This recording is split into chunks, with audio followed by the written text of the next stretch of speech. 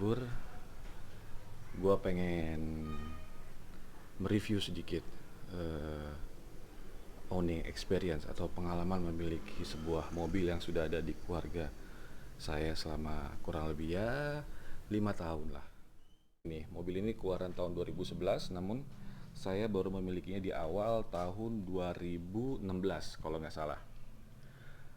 Jadi sudah hampir 5 tahun menjadi sahabat yang mengantarkan saya, istri, dan anak-anak saya selama ini. Dulu waktu saya beli mobil ini baru menempuh jarak 33.000 kilometer, itu tahun 2015 akhir. Tapi sekarang kilometernya sudah sekitar 115.000 kilometer ongoing, berarti sudah bersama saya sekitar ya 85.000 kilometer. Lampu belakang juga masih standar, dari Mikanya masih standar pabrikan. Lampu rem sama lampu malamnya masih bohlam biasa. Lampu sennya juga masih bohlam biasa, kecuali lampu mundurnya sudah diganti dengan yang LED. Dan di sini ada keterangan 1.5 Ultimate ya. Ini adalah varian yang Ultimate Automatic. Di bagian pintu samping keempat-empatnya sudah dilengkapi dengan handle-nya, sudah dilengkapi dengan aksen chrome, begitu juga dengan pintu di depan aksen chrome standar pabrikan, begitu juga sudah dilengkapi dengan talang air bawaan dari dealer. Spion sudah ada lampu sennya, dan ban masih menggunakan ukuran standar, yaitu 185, 65 dan R15. Kali ini sudah menggunakan ban merek Korea. Di sektor mesin, mobil ini menggendong mesin 1500 cc alias 1,5 liter dengan kode HR15DE. Kalau nggak salah ini menyemburkan tenaga sekitar 107 horsepower. Itu dalam keadaan baru ya, tapi nggak tahu deh kalau dalam keadaan sudah hampir 10 tahun ya mungkin ada penurunan. Nggak ada yang istimewa dari mesin ini. Mesin ini non turbo, natural aspirated. Tapi ya kalau boleh saya bilang mesin ini cukup handal, nggak rewel dan mudah perawatannya, asal tahu cara perawatannya. Saya selama ini lebih banyak isi dengan Petralite, dan itu kayaknya sudah cukup. Dan setelah hampir umurnya 10 tahun, saya masih mendapati konsumsi bahan bakar dalam kota sekitar 1:10. Nah, tapi di masa PSBB ini di mana lalu lintas lebih renggang, baik pada pagi hari, siang ataupun sore, saya bahkan bisa mendapati konsumsinya sekitar 1:12.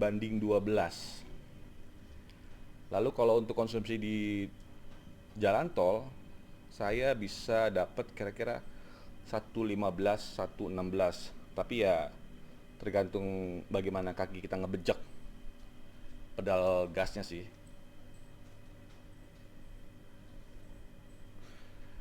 Di sini juga kap mesinnya sudah dicat warna body, tapi tidak ada peredam. Oke, masuk ke bagian dalam di door trim. Ini keras, nggak ada yang empuk. Ini plastik keras, coraknya kulit jeruk. Tapi karena ini varian Ultimate, dia sudah ada pembedanya, yaitu di sini dia udah ada aksen kayu. Jadi sedikit ya ada mewah-mewahnya dikit. Terus di sini ada dilapisi kulit empuk, kulit sintetis tentunya. Sini di bawah keras. Sini ada speaker. Di bagian dashboard juga ini keras, sama dia coraknya kulit jeruk. Namun karena ini varian Ultimate 1,5, dia di tengah dashboard ini sudah dikasih ornamen-ornamen kayu standar pabrikan. Setirnya juga sudah ada aksen kayunya. Lalu yang sudah diganti di dalam ini adalah head unitnya sudah diganti. Tadinya double din biasa, diganti dengan yang layar touchscreen tapi belum Android. Putar-putaran AC-nya juga diganti ini sama model yang ya menurut saya sih lebih elegan ya dibanding yang versi aslinya. Terus di sini ada satu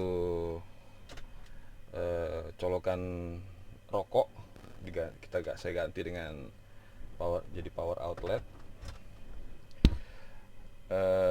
Shift knob juga ini sudah ada ornamen kayunya.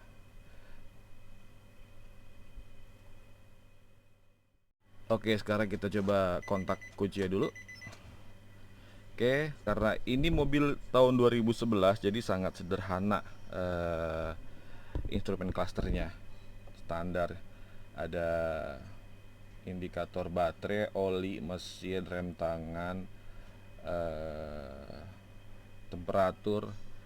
MID-nya juga hanya menunjukkan jarak tempuh sama jarak total yang telah ditempuh oleh mobil ini. Tuh kalau kelihatan 115 ribuan kilometer. Yang membedakan mobil ini dengan tipe lainnya seperti XV atau SV adalah dia sudah dilengkapi dengan jok kulit. Tentu ini jok kulit sintetis, tapi lumayan menambah unsur kemewahan di mobil ini. Ini juga ada aksen kayunya di sini, wood panel. Ini ada empuk-empuknya di sini nih, kain. Seatbelt masih model fix, belum high adjuster. Begitu juga dengan ini, handle ini. Sudah model retract.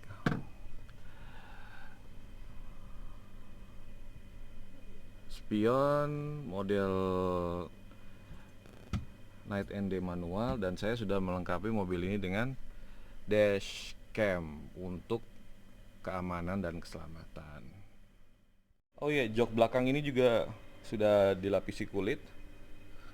Bagus lah menurut saya untuk ukuran mobil tahun 2011 di kelas low MPV ini. Sementara kompetitor lainnya kan belum ada, kalau sepengetahuan saya ya, standaran pabrik itu belum ada yang dilengkapi dengan jok kulit. Dan jok kulitnya ini juga lanjut ke baris ketiga, cuman sekarang jok ketiganya sedang dilipat untuk barang. Oke, kalau soal perawatan, saya sudah lama nggak bawa mobil saya ini ke beres alias ke bengkel resmi. Saya biasanya kalau ganti spare part saya urus sendiri.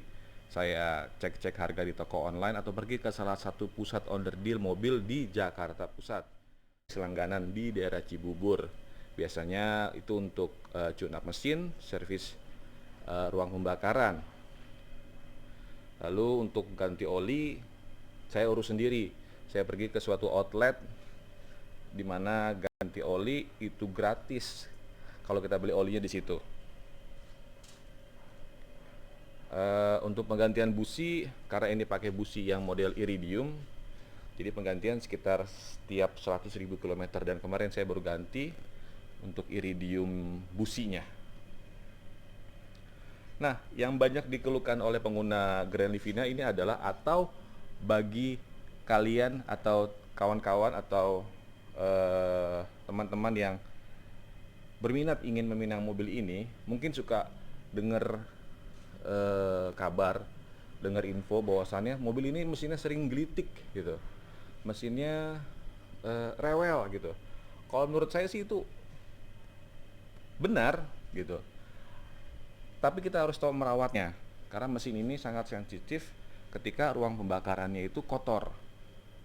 Makanya saya setiap mungkin 4-6 bulan sekali saya pergi ke bengkel spesialis dan saya lakukan tune up gurah ruang pembakaran. Jadi ruang pembakarannya itu dibersihkan, dimasukin cairan sehingga kotoran-kotoran yang ada di ruang pembakarannya itu rontok.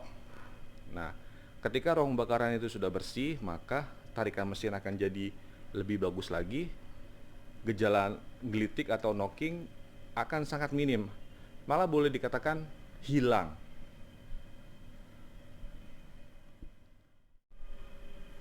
Sekian video berbagi pengalaman memiliki sebuah Nissan Grand Livina. Satu catatan dari saya bagi Anda yang ingin meminang Nissan Grand Livina model seperti yang di belakang saya ini adalah jangan takut untuk memilikinya, karena mobil ini sejauh yang saya punya sampai saat ini adalah mobil ini cukup handal untuk diajak dibawa kemana-mana. Jika Anda ada komentar, tolong tulis di kolom komentar, dan jika Anda suka tolong bantu like. Terima kasih dan wassalamualaikum.